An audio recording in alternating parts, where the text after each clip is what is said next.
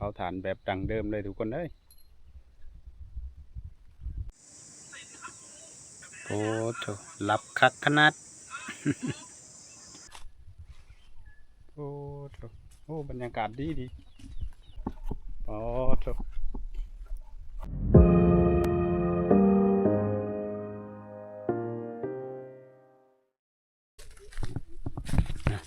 สบายดีตอนเสาร์ทุกคนยินดีต้อนรับเข้าสู่ช่องประกายบรรณานะตอนนี้ครับออกมาหาโลต่อไก่ทุกคน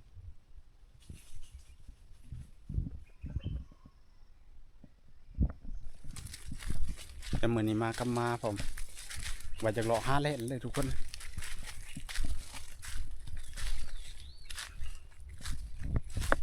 แต่เมื่อนี้เขาตามดง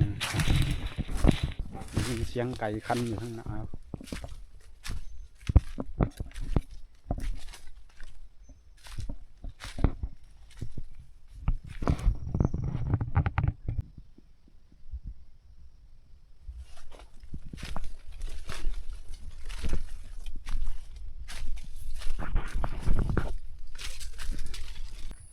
มาเมื่อนี้เจอไก่ดีขนาดแต่ว่าอันนั้นทุกคน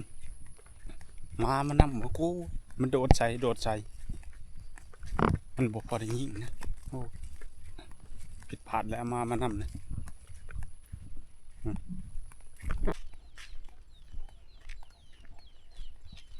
โอ้เลาะมาแถวนี้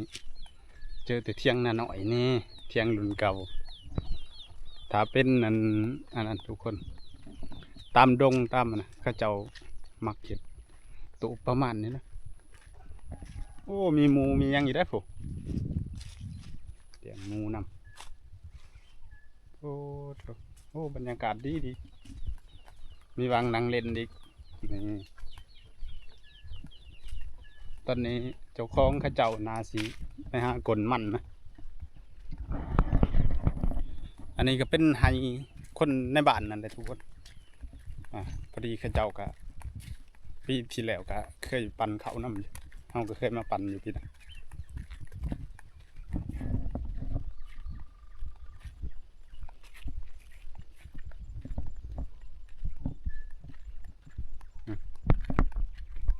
เดินวางข้าเจ้าปั่นกลางปั่นกัน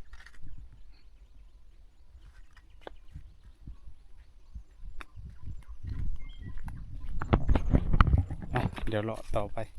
โอ้มานำมาเนี่ยพอได้ยิ่งทุกคนเลยมาเลยต่อตัวได้เขามามันก็ไล่ขุบเลยเอาไล่นี้ก็บุดเดียวมันเกี่ยวไปทั้งอันไหนอีกอ๋อทุกพอดีเขาเลาะมาทุกคนมาเจอไฮนี่นะข้าเจ้าเผาถ่านทุกคนเอ้ยโอ้ยังมีอยู่เนาะเฮาเราแบบบริสังเกตเห็นว่าอยู่ทางบ้านเฮานี่ข้าเจ้าก็ยังเผาอยู่โอ้เผาถ่านแบบดั้งเดิมเลยทุกคนเอ้ยอันนี้สิเป็นเปลวมันออกกันนะดินนี้น่าสิเป็นพวกดินโพ่นดินนั่นนะได้ที่ข้าเจ้าเอามาโอบนี่ฮะ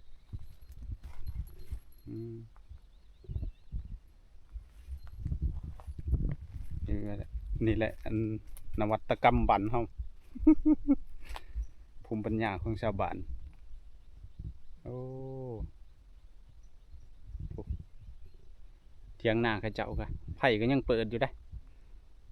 แต่คนเฉยบ่เห็นมีแบะมียังเลี้ยงคักแน่โอ้คัก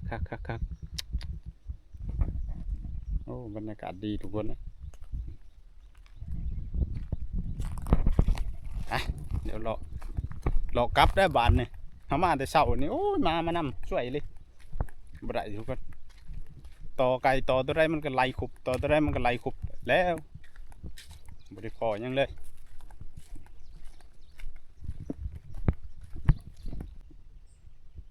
อันนี้ก็จะเป็นไฮข้าเจ้านะทุกคนไม้ที่ข้าเจ้าตัดนี่กับบริเผาถิ่มละลาได้นี่ข้าเจ้าก็เอาเขาไปเผาถ่านนะกองอยู่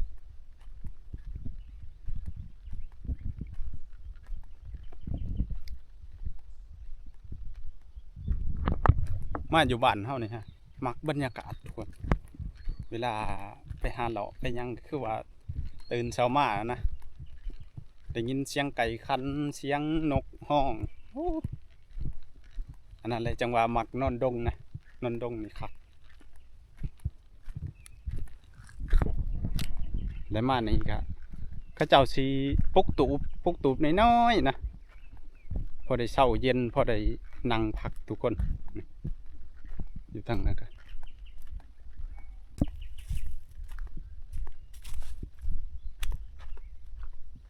โอ้นี่เตียงเขาเจ้ากันเอาใหม่จากที่นี่แหละทุกคนเขาเจ้าก็เลื่อยแล้วก็เอามาเห็ดตูบไปนะ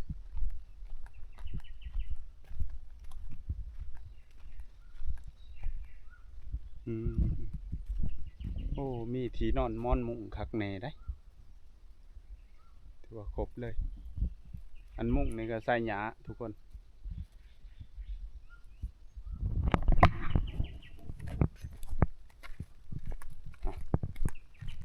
ส่วนไล่นะชาวบ้านนะเข้าเจ้าสิมาอยู่แต่ป่าแต่ดงได้และอีกมือหนึ่งที่ว่าเข้าเจ้าสิร่วมตัวกันหรือว่าเป็นมือพักผ่อนทุกคนนะก็สิเป็นมือวันศิลนะเป็นมือวันศิลที่เข้าเจ้าอยู่บ้านถ้าเป็นมือวันศิลนี่ถือว่าคนนี่อย่าว่าทุกคนเลยที่พักผ่อนอยู่บ้านนะ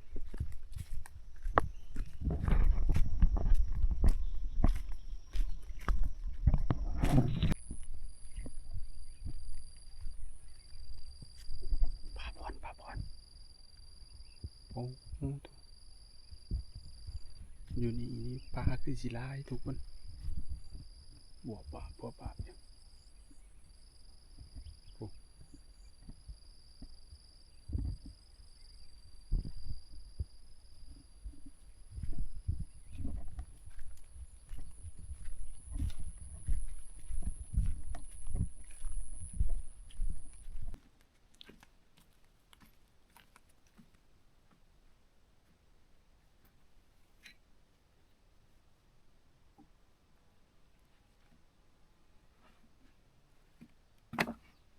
ตอนนี้ก็เดินทางมาหอดแล้วทุกคน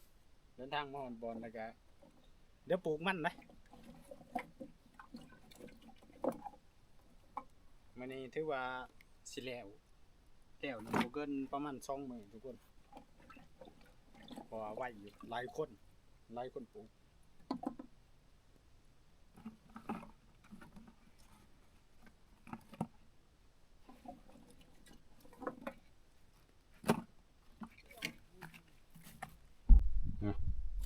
มันนี่ก็ก่อนอื่นเขาใส่น้ำยาก่อนอันนี้ป้าไว้ปกตินี่ต้องป้าไว้นาสีไล่ชั่วโมงนี่แต่นี้เขาอันนั้นไว้ชั่วโมงเดียวนี่นะเด็กปลูกเลย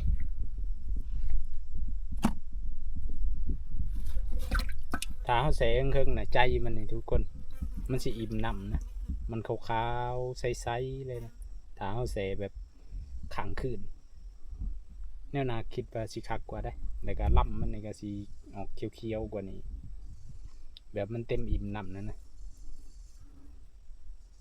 นี่เขาตัดกันประมาณนี้นะไปเลยก็ปักเลย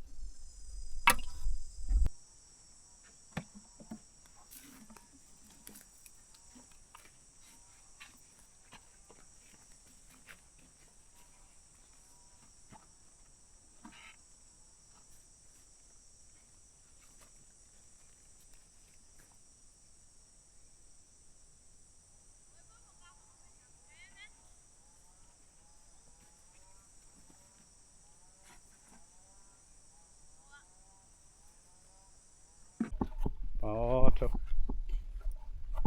ได้ให้กระเซ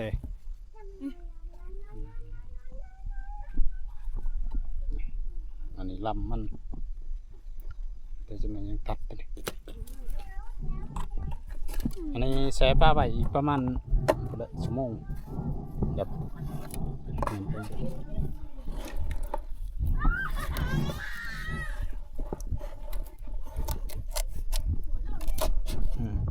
เค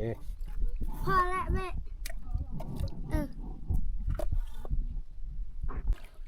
เยี่ยม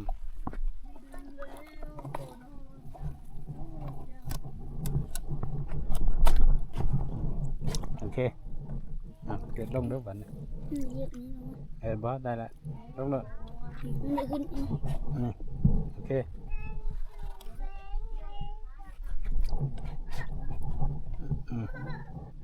โอเคเรียบร้อยปลาไว้ก่อนตัวนี้เดี๋ยวไปเอาตัวอยู่ผู้เพราะว่าเขาแช่ไว้อยู่ผู้น้ำเอาตัวน้ำมืดแล้วก็ประมาณชั่วโมงแล้วก็เอาตัวนี้ไปเชื่อพี่มาพี่เป็นบ่ปลูกอะ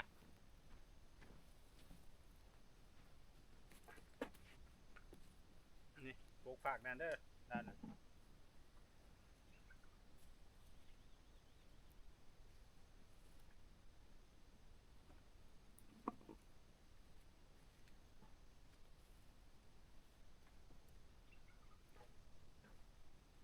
กันเป็นแรงกับพ่อย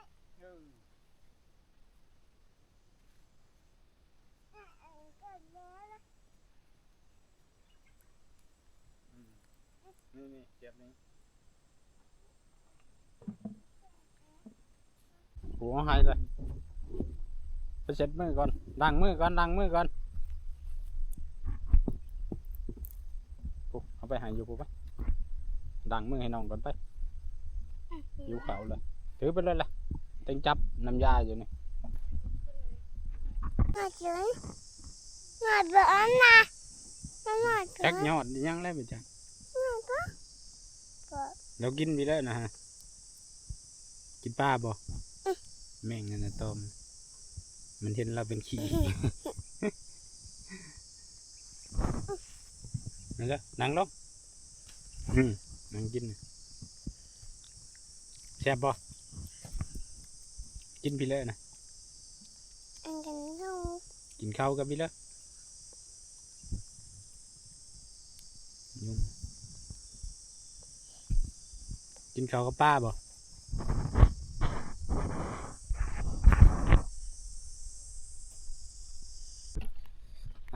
ตอนนี้ก็เริ่มสิคำเลยทุกคนนะพอดีโจ๊กก่อนมันที่ว่าเขาแซ่นะก็มันขนาดเลยมันมืดเลยนี่ก็ถือว่าได้อยู่ครึ่งหนึ่งเลยไปหอดพูดเลยพอดีหอดวางก็กล้วยนั่นแหละตัวนี้เรียบร้อยแล้วตัวนี้อันนี้หาบอแมนยังได้วางสัญญาณได้ทุกคนนี่ถือว่าสัญญาณแห้งอยู่จุดนี่แล้วก็จุดน่ะ ที่เอาต่างรักกันในบอแมนยังสัญญาณกลางคืนกับพากันนอนเด่นอยู่นี่